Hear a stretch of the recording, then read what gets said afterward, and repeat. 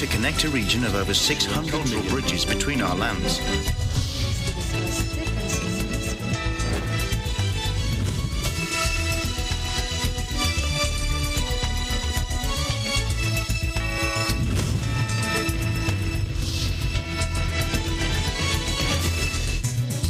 Hello, Los Angeles. Welcome to ASEAN and Focus. We're coming to you live from Manila and Thailand. Hello, Esther. Hi, Alma, and to all our viewers. I'm Esther Adanga from EBC Thailand Bureau, bringing you the news in the dynamic ASEAN region. On today's headlines, Filipinos in Ethiopia have been advised to be vigilant and to refrain from going out of their homes amid an escalating civil war in the African nation.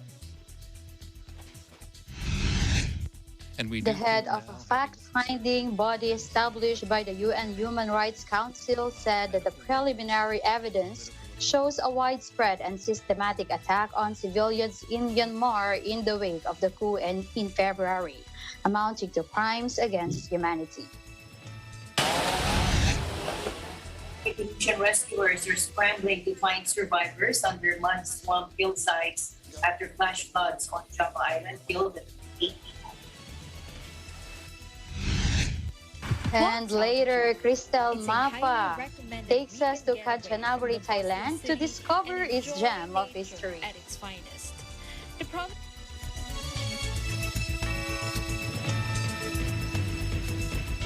First in our news, Filipinos in Ethiopia have been advised to be vigilant and to refrain from going out of their homes amid an escalating civil war in the African nation.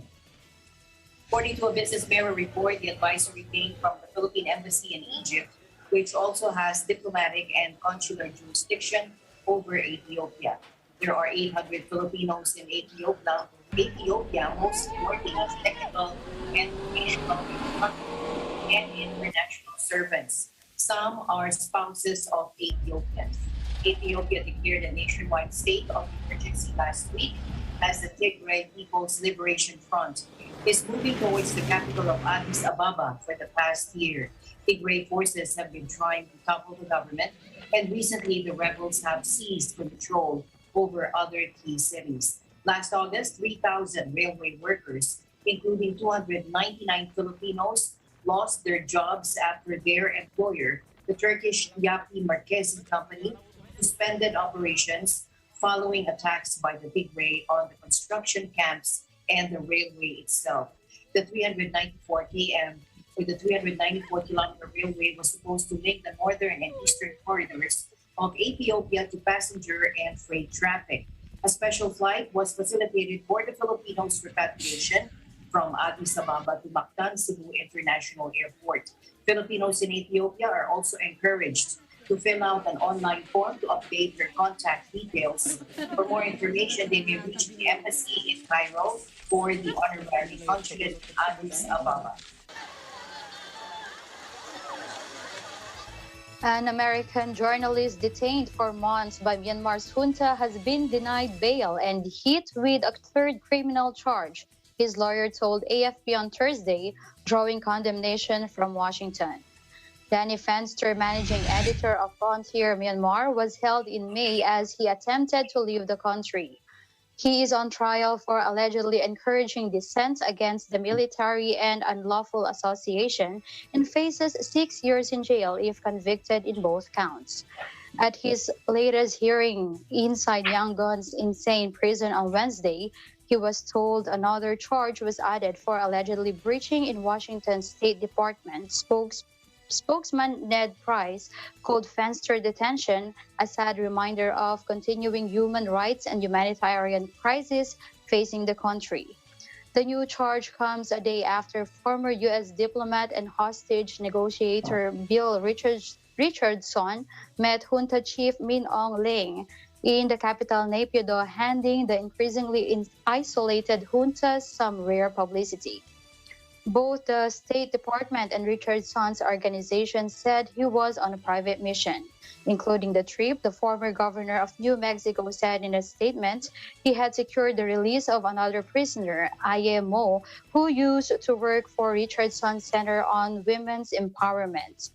Richardson said he was looking to arrange the delivery of COVID-19 vaccines through the international COVAX alliance.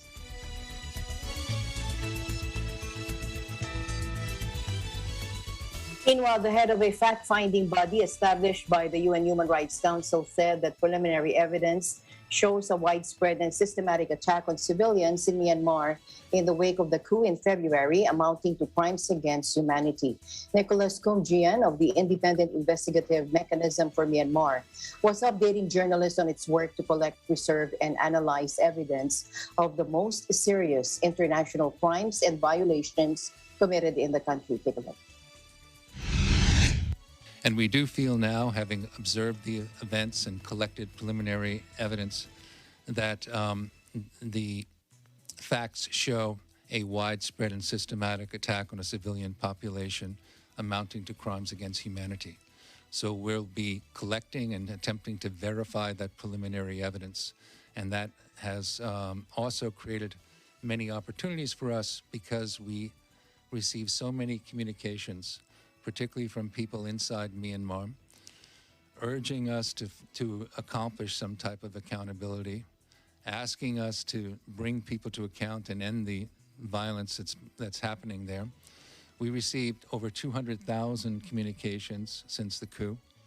We've collected over 1.5 million items of evidence, and we will continue to collect that evidence and to analyze it in order to fulfill our mandate, so that one day those most responsible for the serious international crimes in Myanmar will be brought to account. In the first month or 6 weeks or so, we saw a measured response by security forces towards demonstrations against the coup.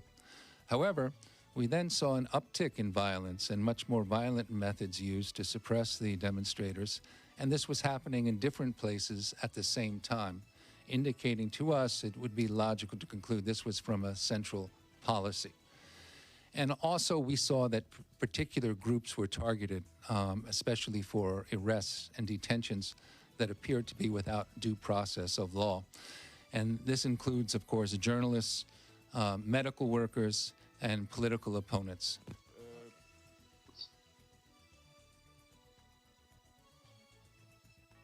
Now, his team has so far received over 200,000 communications since the coup and collected over 1.5 million items of evidence.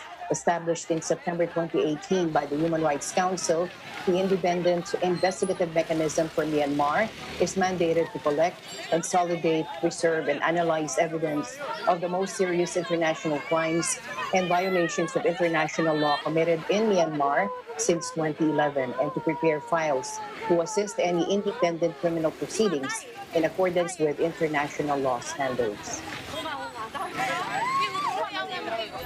Meanwhile, Indonesia on Thursday questioned the terms of a deal to end deforestation by 2030 signed by over 100 countries, including the Southeast Asian archipelago, which is home to the world's third biggest rainforest. The nations agreed on the multi-billion-dollar plan at the COP26 climate conference in Glasgow this week to stop cutting down trees on an industrial scale in under a decade. British Prime Minister Boris Johnson said the agreement was pivotal to the overarching goal of limiting temperature rises to 1.5 degrees Celsius in a bid to slow global warming. But two senior Indonesian politicians on Thursday threw Jakarta's participation into question. One said the deal did not call for a total end to deforestation, and another said it could not halt President Joko Widodo's development goals. Indonesia's Deputy Foreign Affairs Minister Mahendra Siregar said on Twitter that describing the deal as a zero deforestation pledge was false and misleading. Siti Nurbaya Bakar, Indonesia's environment minister who attended the climate conference in Scotland, said on social media that forcing Indonesia to zero deforestation in 2030 is clearly inappropriate and unfair. She added that there were multiple ways to define deforestation and that any deal could not halt economic growth. The massive development of President Jokowi's era must not stop in the name of carbon emissions or in the name of deforestation, he said, referring to Widodos by his nickname. Indonesia's natural wealth, including forests, must be managed for its use according to sustainable principles beside being fair, she said. In the declaration signed by Indonesia and over 100 countries, leaders committed to working collectively to halt and reverse forest loss and land degradation by 2030 while delivering sustainable development and promoting an inclusive rural transformation. Quizzed by reporters, Johnson's spokesman said he did not see a contradiction in Indonesia's statements.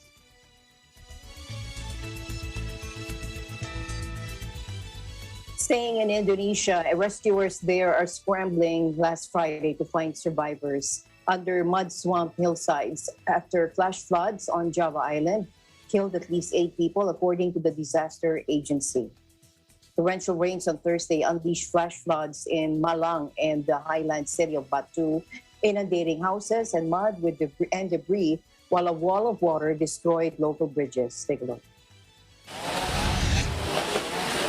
Kondisi saat pulang saya nggak bisa masuk dan suami masih di lokasi sini di rumah dan anak masih di sini mau keluar nggak tahu ya gimana nggak bisa menjelaskan. Pas waktu itu juga kaget sih.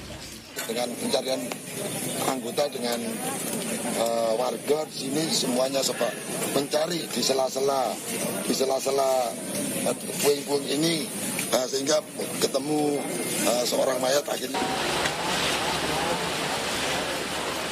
6 people were pulled from the detritus alive, while rescuers found a half-dozen bodies in Batu and 2 more victims in Malang. On Friday, teams raced to find several more people unaccounted for in Batu, according to Indonesia's National Disaster Mitigation Agency, as the dead were placed in body bags.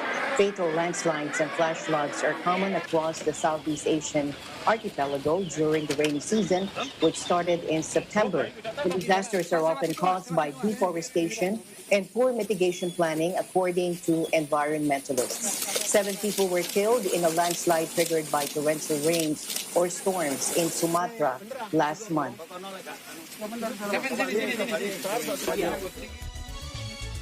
Now let's go over to Malaysia, where the British maskless woman who caused a stir a few weeks ago by refusing to wear a mask inside a luxury mall has caused more commotion now, as she insists that she's supporting freedom of choice on the matter. We have these updates from Alfred Balmes. Hi, Alfred. Hi, Esther. Good afternoon. The Malaysians have chastised the Caucasian woman who caused a stir for refusing to wear a face mask at a luxury store last month after she uploaded a video on her freedom to choose. A Caucasian woman who revealed her name only as Carrie in a social media post claimed she is supporting freedom. Many berated her and told her to respect the law and not undo the work of many frontliners to bring COVID-19 cases to a manageable level. On social media, she has a lot of comments with negative feedback and asked her to leave the country if she doesn't want to follow the protocol of the Malaysian government. Last Saturday, this woman who had refused to wear a face mask at a luxury retail store identified herself as Carrie. In a 2-minute and 20-second video, which was uploaded on Twitter, Carrie claimed that she came to Malaysia from Manchester some 20 years ago. She started with Salamat Pagi and said that she and her children had home care and she loved Malaysia. According to her, the freedom encompasses many things, including medical issues. She added in Twitter posts, "Our song is freedom. Freedom to choose what we eat, where we go, who we go with, and what we do to our bodies. Medically or otherwise, it is choice, your choice, my choice." She added that many countries were giving up their COVID-19 mandates and asked the viewers to form your own opinion. She then used the phrase "Rumah terbuka," meaning open house. And she said, "Open your eyes, open your hearts, open your soul, open your homes, open house, love, laughter, joy. Makanan means delicious food. Imagine open houses every day and for the rest of our lives. All Malaysians, all are one, all united. A man who does not know his rights has no rights. We are free," according to her. And in October, videos of the woman went viral as she seems complaining to the shopping center management that the boutique staffer had put his hand on her to prevent her from entering, an allegation that we denied by the employee. The woman in the video dumped Karen, the generic name used in the United States for the self-entitled white woman, went viral and became a top trending topic in social media. Following this, Health Minister Khairi Hamaldin said the authorities had issued her a compound amounting to 3,000 Malaysian ringgit. Back to you, Esther. Thank you, Alfred, for that update and for your time. Stay safe and stay healthy and wear a mask if needed. Likewise, live reporting from Kuala Lumpur, Malaysia, this is Alfred Balmes. We live in interesting times. Now to Thailand, the government is stepping up efforts to fix the Thailand pass system. We have this update from Veronica Carino. Hi, Veronica. Good afternoon, Esther, and to all of our viewers. Yes, the Thailand Pass system, which is the gateway of fully vaccinated travelers to Thailand, faced glitches since its launch on November 1st, and the government spokesman said that they are stepping up efforts to fix it. Following the approval of their travel applications, some tourists complained that they had either experienced delay in receiving QR codes or had not received them at all. Thanakon Wambungkong Shana, a government spokesman, said on Sunday that Prime Minister Prayut Chan-o-cha has been informed of the problem and has directed state agencies to repair the new online system, which was supposed to streamline the administration of travel and health requirements for both Thai and foreign visitors. Those planning a trip to the kingdom should consult tp.consular.go.th for more information. Immediate approval was one of the platform's standout features for applicants whose vaccine certificates could be verified online via QR code, provided the issuing country provided the necessary public key infrastructure, or PKI, for Thai authorities to validate the document.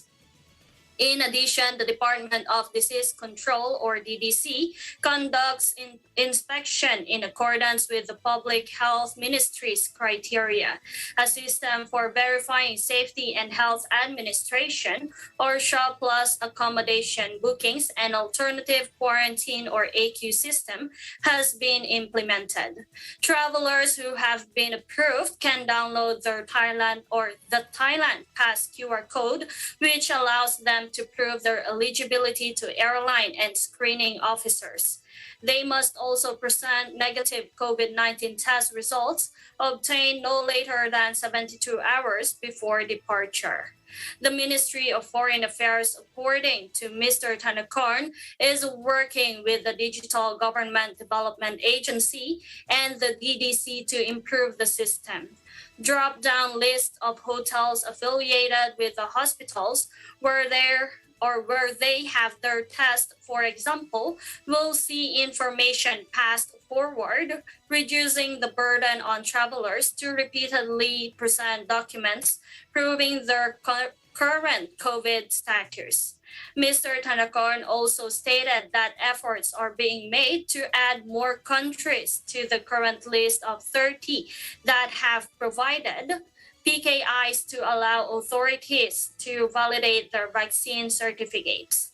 Vaccine document verification will now take no more than 3 days, down from 7 days previously. He also clarified why some applicants had not received their QR codes.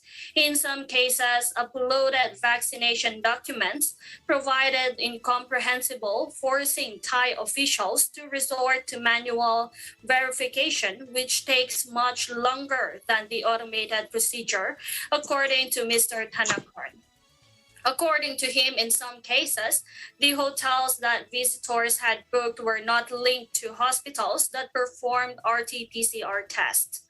Jirapong Songwatcharaporn, Untitled Thai MP, said he had received complaints from Thais living abroad or who had registered for Thailand Pass that the system was slow and had many conditions.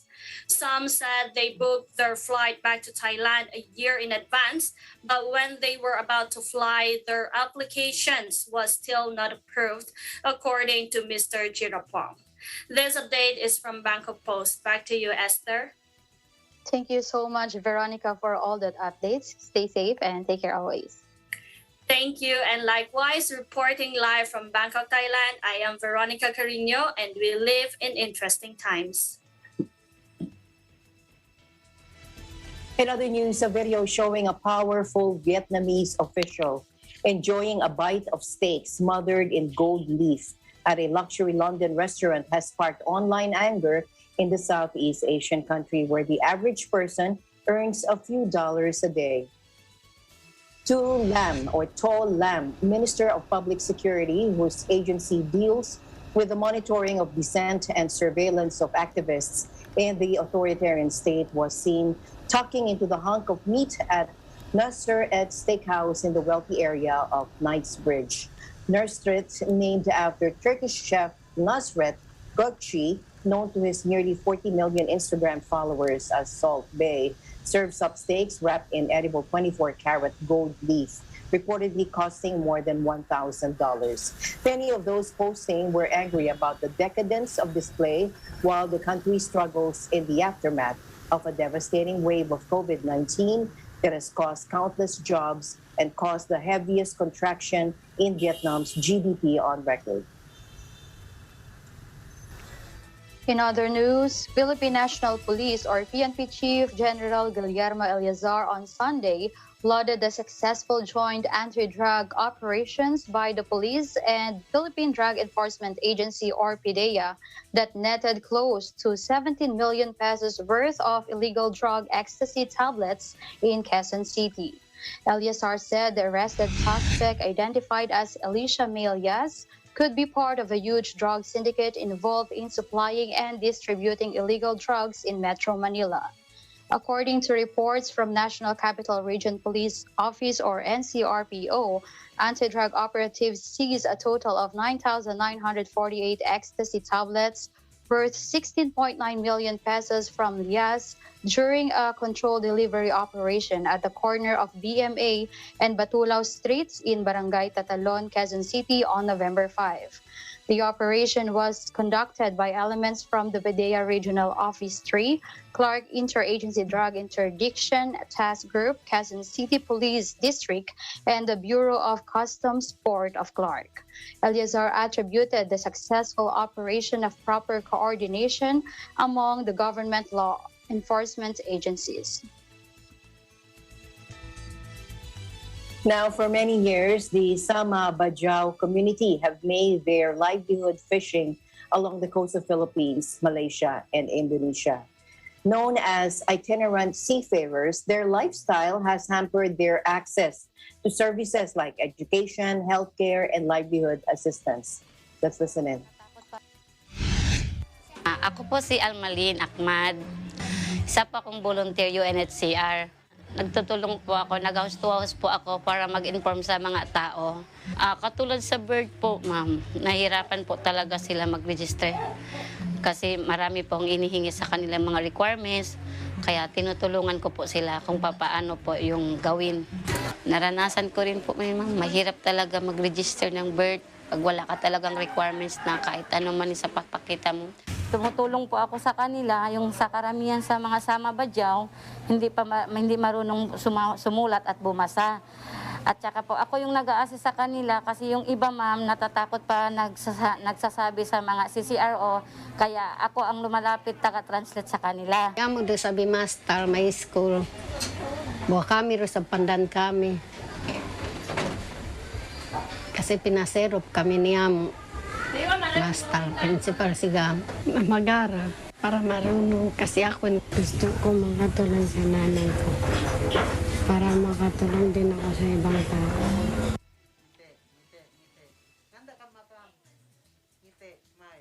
With a birth certificate, people like Bernalita from the community are able to apply for jobs. To bring them out of the shadows, the UNHCR, the UN Refugee Agency, and UNICEF launched the birth registration drive in Zamboanga City in 2019 as part of the agency's joint strategy to end childhood statelessness. The initiative is being carried out with partners from the government in line with the Philippines' National Action Plan to end statelessness by 2024. The project currently seeks to reach an estimated 1,500 Samabajao living in Zamboanga and Tawi-Tawi province. And the news continues here on Eagle News, ASEAN in Focus. We'll be right back.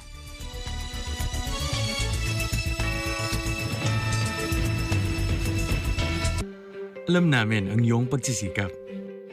Dama namin ang iyong mga sakripisyo. Kita namin ang pagharap mo sa bawat pagsubok. Kaya sa kabila ng mga hamon ng buhay, nandito kami para umalalay. Kasi katulad mo, gusto rin namin ang magandang bukas para sa kanya. Hatid namin ang dekalidad na edukasyon at makabagong pasilidad sa abot kayang halaga. Kaya huwag ka na mangamba. Sasamahan ka namin tuparin ang mga pangarap niya.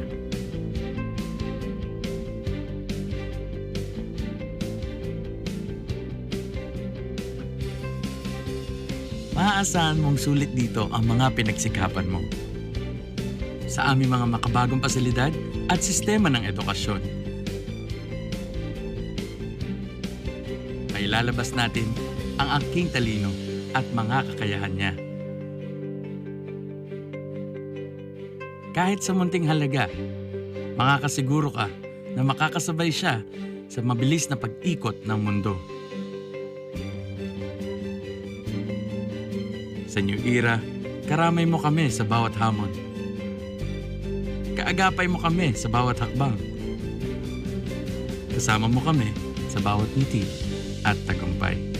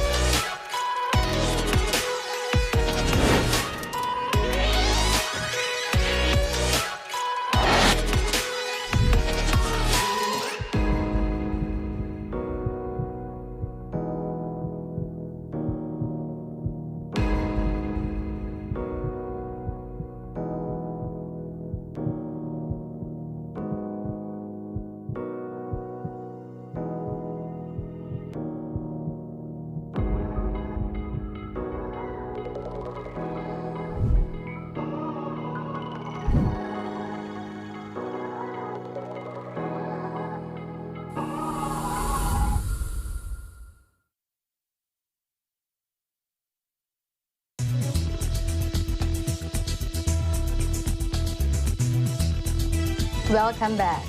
Airline reservations to the United States took off immediately after the White House announced the country would reopen to all vaccinated international voyagers starting next week, compelling a welcome if challenging industry pivot. The long-awaited U.S. move to welcome back international travelers, which takes effect Monday, follows 18 months of restrictions for 33 countries during the worst of the coronavirus pandemic that separated families, impeded business travel, and frustrated tourists. Big carriers, including Air France, United Airlines, and Singapore Airlines, are scrambling to meet the sudden surge in demand, adding flights, swapping in bigger planes for smaller ones, and redoubling efforts to hire and retain staff. The industry also expects a strong but slower recovery in travel to Asia.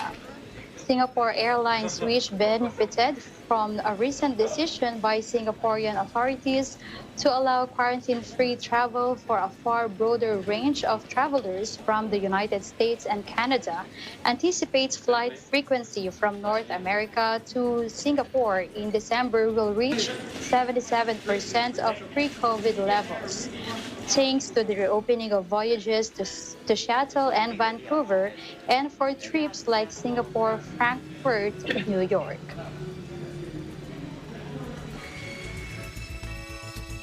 Meanwhile, both the Department of Health and Malacanang said the downgrade of Metro Manila's classification to Alert Level 2 underwent evaluation and was based on metrics. Speaking in a palace briefing, DOH USEC Maria Rosario Vergere said the COVID alert level system and first tested in Metro Manila would be expanded nationwide by December 1. Naglagay na po tayo ng schedule ng lahat ng areas in the country kung saan sila po ay makakasama na dun sa implementasyon nitong shift in policy. So meron na po tayong areas ngayon na bago na makakasama sa pilot implementation next week, and then hanggang sa dulo po ng Nobyembre. Pagdating po ng December 1, buong populasyon na po or buong areas of the country will be part of this shift in policy at mag-uumpisa na po tayo ng full implementation nito. So ang kinokonsidera po natin dito would be, nakita natin in NCR when we started off, it was effective. Nakita natin na pababa ang kaso because of these different interventions, and sinunod na ho natin ang ibang lugar. So ang aim po natin, maipalawak po natin ang implementasyon sa buong bansa by December 1. The Philippines on Friday lifted restrictions on national obsessions like karaoke and basketball in the capital Manila and reopened universities in the megacity of 13 million people as virus cases eased there. Cases have fallen from a high of 2,000 average daily cases in Manila last month to an average of just 493 cases per day. The new guidelines are in place until November 21, but officials said they could be extended if the number of new cases and hospital admission rates continue to fall. Now, contact sports like basketball, the national sport, karaoke bars, and amusement park operations were allowed for the first time since the Philippines began imposing lockdowns early last year. The Department of Health, or DOH, is in favor of mandating vaccination for sectors that are most at risk of getting COVID. Health Undersecretary Maria Rosario Vergere said the proposal is still being studied as the law must be passed first to make vaccination compulsory. Take a look. Vaccines work individually, but this time, because of this disease, kailangan po hindi lang individual ang may bakuna. Kailangan we will reach that certain protection across the population. No? Yung tinatawag na herd immunity, o yung population protection. So para magawa po natin yan, kailangan mahikayat pa natin lalo ang mga tao. And dito po pumasok yung pag-uusap tungkol sa mandatory vaccination. Not to impose on certain sectors, but to impose on specific sectors at which are vulnerable at saka nag-face talaga sila ng mga tao pag nagtatrabaho sila. So ito po ay pinag-uusapan lahat. Of course, we will heed to that statement of the Department of Justice, si Secretary Guevara, na kailangan ng batas. Kaya yan po ang pinag-aaralan natin sa ngayon with IATF. But definitely, if we are going to have this as parang mandated na for specific sectors only, DOH will also support this because we need this so that we can achieve yung protection for the population. Vergere noted that the government is exerting all efforts to encourage more people to get inoculated. They can still see some level of hesitancy among the public. Among the factors influencing them range from fear of side effects, brand preference, and getting swayed by misinformation circulating on social media. In Vietnam, the Department of Immigration has issued a notice on automatic extension of stay for foreigners stranded in Vietnam due to the coronavirus pandemic. Accordingly, foreigners who entered Vietnam on visa waivers, e-visas or tourist visas from March 1, 2020 are entitled to automatic stay extension until November 30 this year and can depart from Vietnam without having to apply for stay extension. For those who entered Vietnam before March 1 last year, the same automatic stay extension until November 30 can be considered, subject to provision of proof that the person was stranded in Vietnam due to COVID-19, accompanied by a diplomatic note with Vietnamese translation from relevant diplomatic missions or a written document from relevant Vietnamese authorities confirming that the person was required to undergo mandatory quarantine or treatment for COVID-19 or advice of other force majeure. The person is required to present the diplomatic note or written document on departure from Vietnam. During automatic stay extension period, foreigners shall be required to complete temporary residence and health status declaration. Prime Minister Pham Minh Chinh urged subordinate levels to accelerate rollout of vaccinations for COVID-19, giving priority to allocating vaccines to the Mekong Delta localities. Speaking at the cabinet meeting on Saturday, Pham said more than 120 million vaccine doses landed in Vietnam, of which nearly 89 million doses have been administered. The government chief ordered that the remaining doses must be inoculated by the end of November. According to Minister of Health Nguyen Thanh Dong, Vietnam has signed deals or reached agreements with foreign partners to secure 195 million doses this year. The country is expected to receive additional 38 million doses via the COVAX facility this month. As many as 94.7% of people aged 18 and older in 19 southern cities and provinces have taken the first jobs. The Vietnamese government's strategy to get as many people vaccinated as quickly as possible now, especially those over 50 years old, is the right one, said Director of Oxford University Clinical Research Unit, Guy Thwaite, in his interview with the Vietnam government portal. Manila Mayor Isko Moreno on Monday declared as non-mandatory the wearing of face shields in the city of Manila except in hospitals, medical clinics, and other medical facilities. In issuing Executive Order number 42, Moreno noted that as of November 4, the Interagency Task Force for Managing Emerging Infectious Diseases, or IATF, has already de-escalated the alert status in Metro Manila to Level 2. Alert Level 2 refers to areas wherein case transmission is low and decreasing, healthcare utilization is low, or case counts are low or decreasing, but total bed utilization rate and intensive care units utilization rate is increasing. In several news reports, Interior Secretary Eduardo Año revealed that many government officials who are members of the IATF favor the removing the requirement to wear face shields.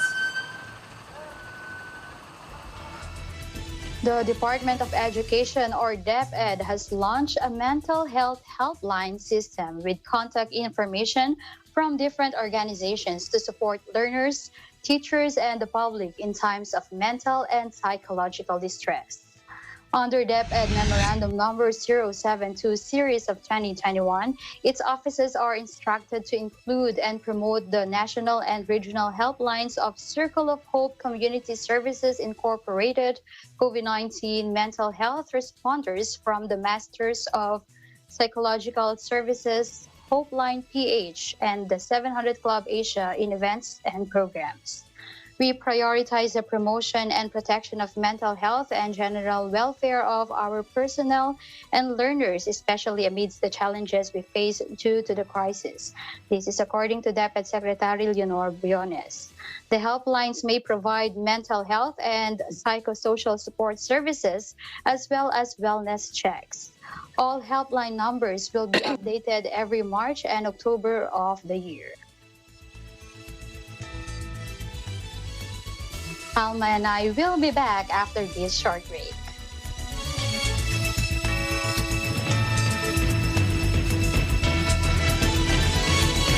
Lapit na ang face-to-face class. Dapat gumising ka ng maaga. Okay pa rin naman mag-jeep. Wag lang ito driver mo. Send the suklina lang by Gcash. Araw-araw niyo po kami samahan para sa mga nakakatawang videos. Sa papuntang Divisoria, banda rito po, wala po ba dyan? Nakantang makain yung pagkain ko. Ay, sorry. Patutunayan namin sa inyo na ang katatawanan ay nasa paligid lamang. I-enjoy mo pagiging single mo kasi hindi mo alam baka bukas. Tayo na. Funniest Nakaball Videos! Hi, this is Nadia Montenegro.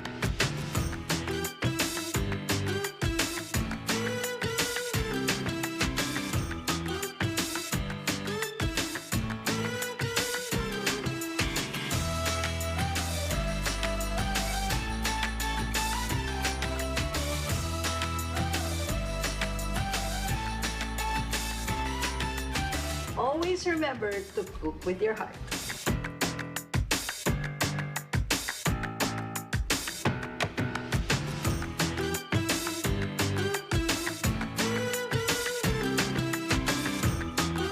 Masarap talaga siya. Yay!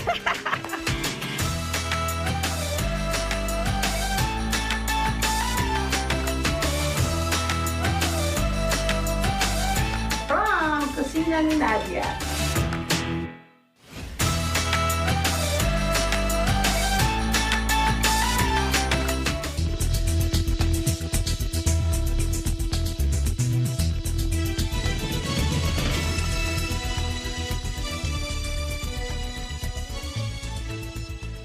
Welcome back. The Philippines continues to enjoy lower tariffs when exporting certain products to member states of the Eurasian Economic Union, or EAEU.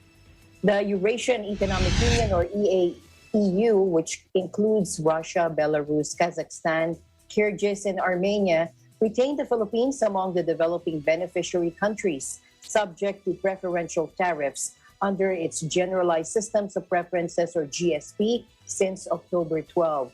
This even after the EAEU Council decided to reduce the number of developing countries subject to preferential tariffs, which are applied to 75% of the basic tariff rate, from 103 countries, regions, to just 29. Countries or regions that have transitioned from preferential tariffs to basic tariffs include Brazil, Vietnam, Hong Kong, India, China, South Korea, Singapore, Thailand, Turkey, and South Africa. In an earlier statement, the Department of Trade and Industry Export Marketing Bureau said products covered by the EAEU GSP are eligible to a 25% discount on customs duties. Now, these include food, furniture, and industrial goods, and food products that include meat, fish, fruits, coffee, cacao, coconut products, sauces, and condiments. Furniture, gifts, and houseware in the list are articles of wood, basketware, artificial flowers, statuettes, ceramics, and imitation jewelry. Also included are industrial goods like natural rubber. Indonesia's economy expanded again in the third quarter, official data showed Friday, thanks to the pick-up in exports, but the rate slowed from the previous 3 months as the pandemic continued to take its toll. Southeast Asia's biggest economy grew 3.51% on year in July to September, the Central Statistics Agency, or BPS, said, though that was well short of the previous 3 months' 7.07% jump, which was the fastest pace in nearly 2 decades.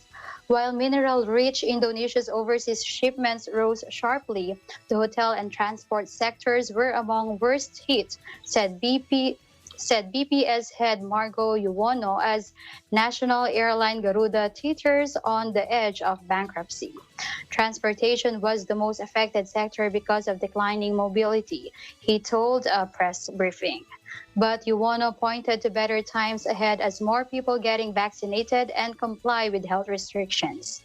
The latest figures come as the vast country of 270 million loosens COVID-19 restrictions, including in Jakarta, after daily cases and deaths dropped steadily from record highs in June.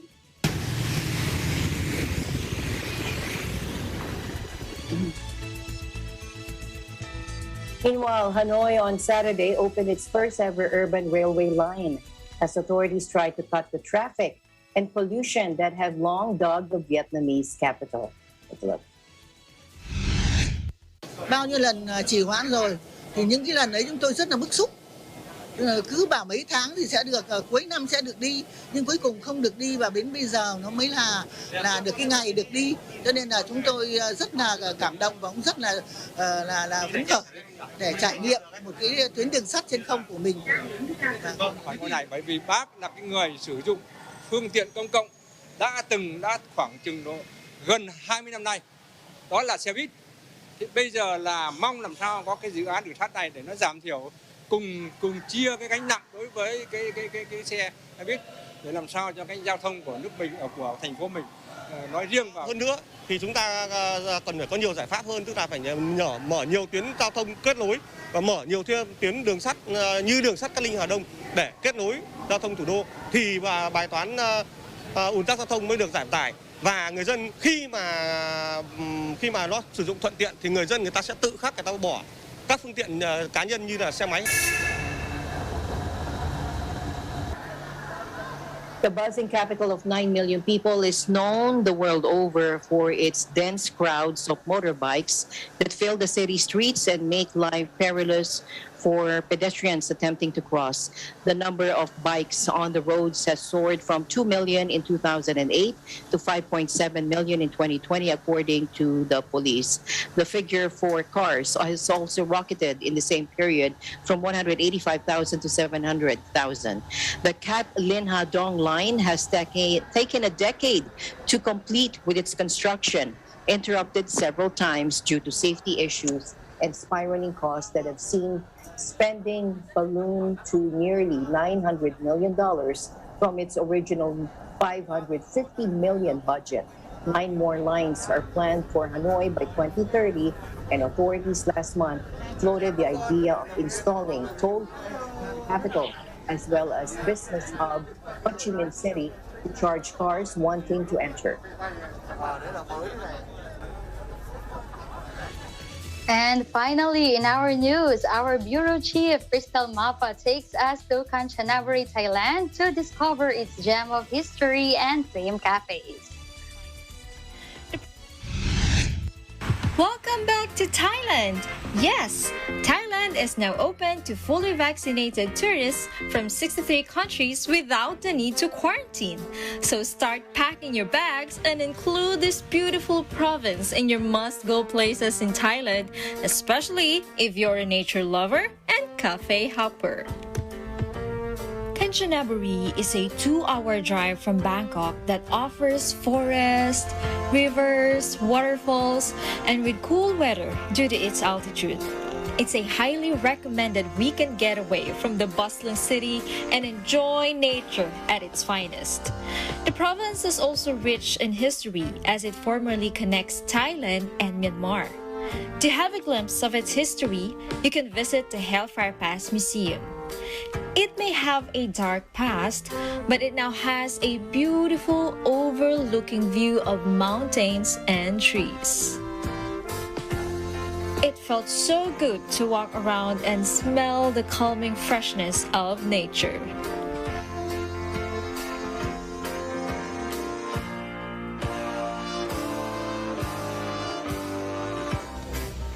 Right now, they are requiring all entrants to show a proof of full vaccination certificate and proof of identity. So if you're a foreigner, don't forget to bring your passport.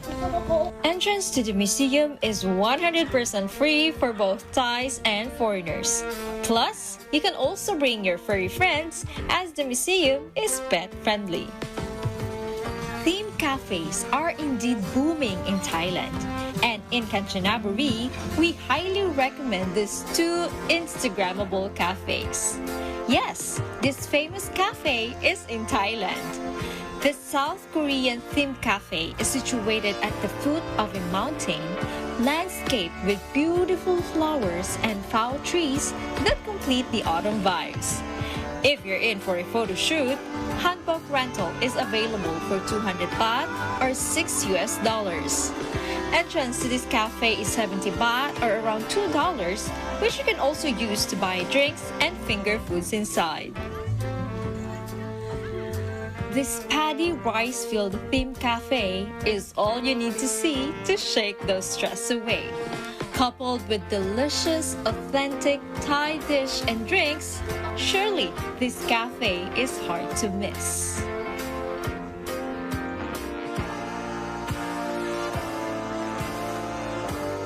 From Kanchanaburi, Thailand, I am Crystal Mapa. We live in interesting times. Beautiful. Yes, that was beautiful. Alma, I haven't been there actually. Oh, you haven't been there? Yes. Okay. So we it's have to go included there in my plan together. now. Okay, sure, Alma, come here. Come over here in Thailand. No quarantine anymore. Thank you always. Thank you as always, Esther, for keeping me company today. And as always, it's always my pleasure, Alma. And that is the latest news in the Southeast Asian region. Thank you for joining us today here in ASEAN in Focus. I am Esther Odanga from Thailand Bureau, and we live in interesting times. And we'll see you back tomorrow, same time, same place. I'm Alma Angeles. We live in interesting times.